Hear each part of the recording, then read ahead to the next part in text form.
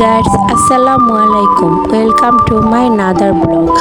আজ আমি আমার ব্লগে দেখাবো বালিয়া মাছের রেসিপি।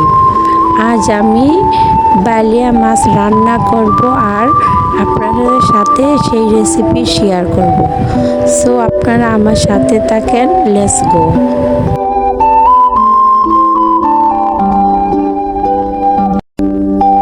আমার স্বামী আজ বাজার থেকে অনেকগুলো বালিয়া মাছ কিনে এনেছে। তরতাজা বালিয়া মাছগুলো খেতে ভীষণ মজা, তাই আমি আজ ভাবলাম বালিয়া মাছ রান্না করব আর আপনাদের সাথে সেই রেসিপিটি শেয়ার করব। দেখেন গাইস, কি তরতাজা, কি সুন্দর বালিয়া মাছটি, দেখতেও ভীষণ সুন্দর, দেখতে ভীষণ ভালো লাগে, একদম তরতাজা মাছটি।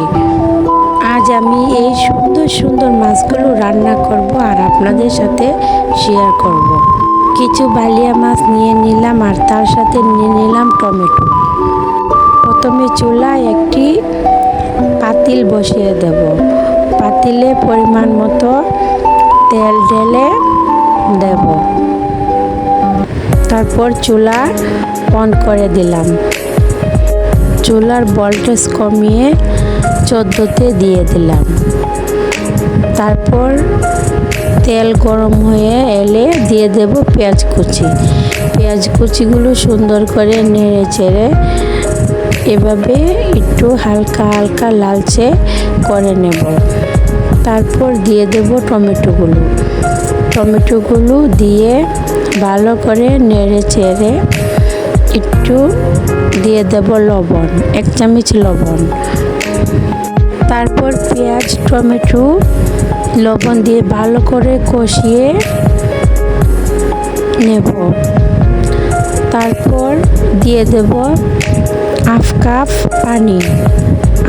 পানির ভিতরে 1 চামচ হলুদের গুঁড়া, 1 চামচ মরিচের গুঁড়া দিয়ে ভালো করে নেড়ে চেড়ে তারপর কষিয়ে নেব। দেখেন, এভাবে তেল উপরে উঠে এলে বুঝবেন যে মশলা কষানো হয়ে গেছে। তারপর দিয়ে দেব পানি, পরিমাণ মতো পানি দিয়ে সুন্দর করে নেড়ে চেড়ে তারপর ঢাকনা দিয়ে ঢেকে দেব এটা বলক আসার জন্য। যখন এভাবে বলক চলে আসবে তখন সেই ধুয়ে রাখা কাটা মাছগুলো আস্তে আস্তে দিয়ে দেব।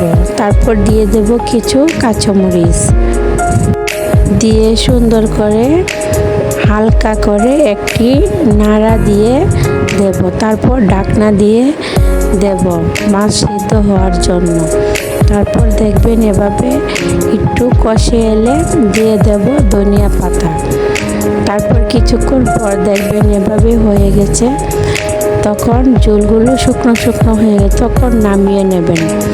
দেখেন, ওয়াও, কি সুন্দর হয়ে গেছে আমার বালিয়া মাছের তরকারি।